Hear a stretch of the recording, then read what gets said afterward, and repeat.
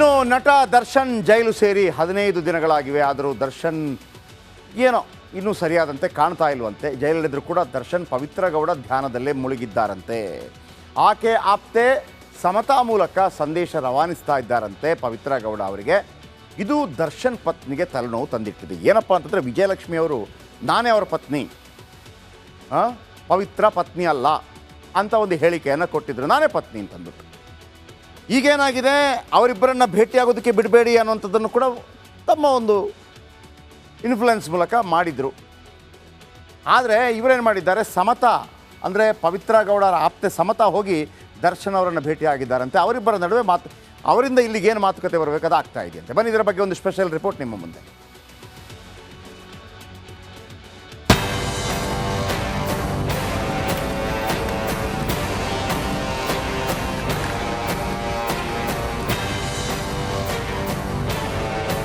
Darshan and ಗ್ಯಾಂಗ್ನ ಗಜಪ್ರಾಸವಕ್ಕೆ break ಬೀಳೋ ಲಕ್ಷಣಗಳೇ ಕಾಣ್ತಾ ಇಲ್ಲ.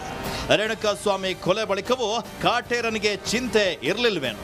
ರಾತ್ರಿ ಮರ್ಡರ್ ಆದ ಬಳಿಕವೂ ಸಾಹೇಬ್ರು ಡೆವಿಲ್ ಚಿತ್ರದ ಚಿತ್ರೀಕರಣದಲ್ಲಿ ಭಾಗಿಯಾಗಿದ್ರು. ಅದೇ ವಿಚಾರ ನಿರ್ದೇಶಕ ಮಿಲನ ಪ್ರಕಾಶ್ಗೆ ತಲೆನೋವನ್ನ ತಂದಿಟ್ಟಿದೆ. ಡೈರೆಕ್ಟರ್ನ ಕರೆಸಿ ಪೊಲೀಸರು ಕೂಡ ವಿಚಾರಣೆಯನ್ನ ನಡೆಸಿದ್ದಾರೆ.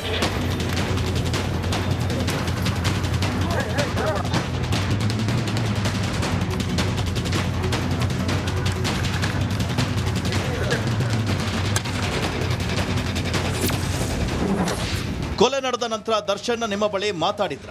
ರೇಣುಕಾಸ್ವಾಮಿ ಬಗ್ಗೆ ಏನಾದರೂ ಹೇಳ್ಕೊಂಡಿದ್ರ? ಡೆವಿಲ್ ಚಿತ್ರದ ಚಿತ್ರೀಕರಣ ಯಾವಾಗ ಆರಂಭಿಸಿದ್ರಿ, ಯಾವಾಗ ನಿಲ್ಸಿದ್ರಿ? ಕೊಲೆ ಕೇಸ್ಗೂ ಮುನ್ನ ಕೊನೆಯ ಬಾರಿ ದರ್ಶನ್ರನ್ನ ಯಾವಾಗ ಭೇಟಿಯಾಗಿದ್ರಿ? ಡೆವಿಲ್ ಚಿತ್ರಕ್ಕೆ ಸಂಬಂಧಪಟ್ಟಂತೆ ದರ್ಶನ್ಗೆ ಹಣ ನೀಡಿದ್ರ ಅಂತ ಪೊಲೀಸರು ಪ್ರಶ್ನಿಸಿದ್ರಂತೆ.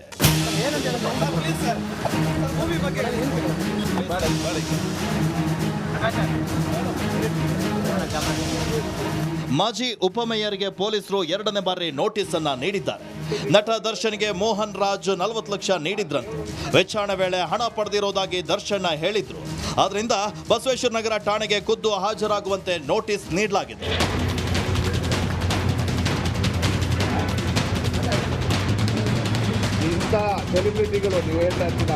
ಪವಿತ್ರ ಗೌಡ ಸ್ನೇಹಿತೆ ಸಮತಾಗೂ ಪೊಲೀಸರು ನೋಟಿಸ್ ಅನ್ನ ನೀಡಿದ್ದಾರೆ.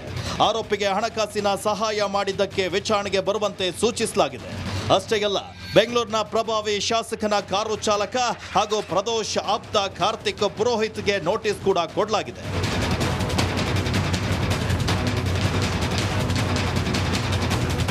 ಪರಪ್ಪನ ಅಗ್ರಹಾರ ಜೈಲು ಕಂಬಿಗಳ ಹಿಂದಿರೋ ದರ್ಶನ್ ಅರ್ಧ ತಿಂಗಳು ಕಳೆಯುವ ಹೊತ್ತಿಗೆ ಸುಸ್ತಾಗಿದ್ದಾರೆ.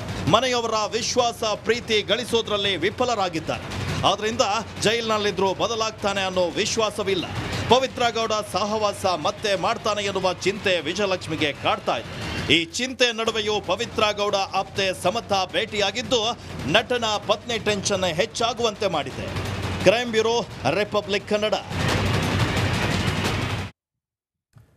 ಈ ನಡುವೆ ರೇಣುಕಾಸ್ವಾಮಿ ಕುರಿತಾದ ಮತ್ತೊಂದು ಸ್ಫೋಟಕ ಮಾಹಿತಿ ಹೊರಬಿದ್ದಿದೆ.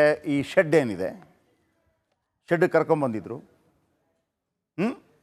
ಶೆಡ್ ಕರ್ಕೊಂಬಂದು ಚಿತ್ರಹಿಂಸೆ ಕೊಟ್ಟಿದ್ರು. ಇದೀಗ ರೇಣುಕಾಸ್ವಾಮಿ ಕುರಿತ ಮತ್ತೊಂದು ಸ್ಫೋಟಕ ಸುದ್ದಿ. ರೇಣುಕಾಸ್ವಾಮಿ ಹತ್ಯೆಗೂ ಮುನ್ನ ಅಲ್ಲಿ ಏನು ನಡೆಯಿತು ಅನ್ನೋದು ರಿಮಾಂಡ್ ಕಾಪಿಯಲ್ಲಿ ಕೂಡ ಹೇಳುವಂಥ ಪ್ರಯತ್ನಗಳಾಗಿದೆ ಮತ್ತು ಪೊಲೀಸರು ಬೇರೆ ಬೇರೆ ಮಾಹಿತಿಗಳನ್ನು ಕೊಡ್ತಾ ಇದ್ದಾರೆ. ಅಲ್ಲಿಗೆ ಬರೋ ತನಕ ಕಿಡ್ನ್ಯಾಪ್ ಆಗಿದ್ದೇನೆ ಅನ್ನೋದು ರೇಣುಕಾಗೆ ಗೊತ್ತಿರಲಿಲ್ವ? ಹಾಗಿದ್ರೆ ಮತ್ತೊಂದು ಕಡೆ ಅಲ್ಲಿ ಹೊಡೆದಿದ್ರು, ನೆಲಮಂಗಲದಲ್ಲಿ ಹೊಡೆದಿದ್ರು, ಕುಡಿಸಿದ್ರು ಅಂತೇಳಿ, ಅಥವಾ ಕೇವಲ ಕುಡಿಸಿ ಕರ್ಕೊಂಬಂದ್ರ? ರೇಣುಕಾಸ್ವಾಮಿಯನ್ನು ಶೆಡ್ಡಿಗೆ ಕರೆತಂದ ರಾಘವೇಂದ್ರ ಕೊಲ್ಲುವ ಮುನ್ನ ರೇಣುಕಾಸ್ವಾಮಿಗೆ ಭರ್ಜರಿ ಊಟ ಕೊಟ್ಟಿದ್ನ ಹಾಗಿದ್ರೆ? ಯಾಕೆಂದರೆ ಸಂಜೆ 4:30ರಿಂದ 5 ಗಂಟೆ, ಈ ಅರ್ಧ ಗಂಟೆ ಚೆನ್ನಾಗಿ ಊಟ ಮಾಡಿದ್ನಂತೆ ರೇಣುಕಾಸ್ವಾಮಿ. ಕೆಲ ಗಂಟೆ ಮುಂಚೆ ಹೊಟ್ಟೆ ತುಂಬ ಊಟ ರೇಣುಕಾಸ್ವಾಮಿಗೆ ಹಾಕಿದ್ರು. ಊಟದ ಬಳಿಕ ಬಂತು ದರ್ಶನ್ ಅಂಡ್ ಟೀಮ್. ಈ ಒಂದು ಗಾದೆ ಮಾತಿದೆಯಲ್ಲ, ಕೊಬ್ಬಿದ ಕುರಿ ಬಲಿ ಕೊಡೋದಕ್ಕಿಂತ ಮೊದಲು ಕುರಿಯನ್ನು ಸಖತ್ತಾಗಿ ಕೊಬ್ಬಿಸ್ತಾರೆ ಅಂತೇಳಿ, ಹಂಗಾಯ್ತಾ? ದರ್ಶನ್ ಅಂಡ್ ಟೀಮ್ ಬರೋ ಮುನ್ನ ಚೆನ್ನಾಗಿದ್ದಂತೆ ರೇಣುಕಾಸ್ವಾಮಿ. ನಂತರ ದರ್ಶನ್ ಮತ್ತು ವಿನಯ್ ಟೀಮ್ನಿಂದ ಮೃಗೀಯ ದಾಳಿಯಾಗತ್ತೆ. ಪೊಲೀಸರು ನಡೆಸಿದ ತನಿಖೆಯಲ್ಲಿ ಸ್ಫೋಟಕ ವಿಷಯ ಬೆಳಕಿಗೆ ಬಂದಿದೆ. ಆದರೆ ಎಷ್ಟು ಗಂಟೆಗೆ ಹತ್ಯೆಯಾಗಿದೆ ಅಂತ ಪೊಲೀಸ್ ತನಿಖೆ ಮಾಡ್ತಾನೆ ಇದೆ. ಅಂದರೆ ಟೈಮಿಂಗ್ ಯಾವುದು, ಸತ್ತ ಟೈಮಿಂಗ್ ಯಾವುದು ಅಂತ ಆದರೆ ಈ ಪೊಲೀಸ್ ತನಿಖೆ ವೇಳೆ ಒಂದಂತೂ ಬಯಲಾಗಿದೆ, ಆತನಿಗೆ ಹೊಟ್ಟೆ ತುಂಬ ಊಟ ಕೊಟ್ಟಿದ್ರು, ಕುರಿಯನ್ನು ಹೊಡೆಯೋದಕ್ಕಿಂತ ಮೊದಲು ಕೊಬ್ಬಿಸಿದ್ರು, ಇದಂತೂ ಭಾಳ ಪಕ್ಕ.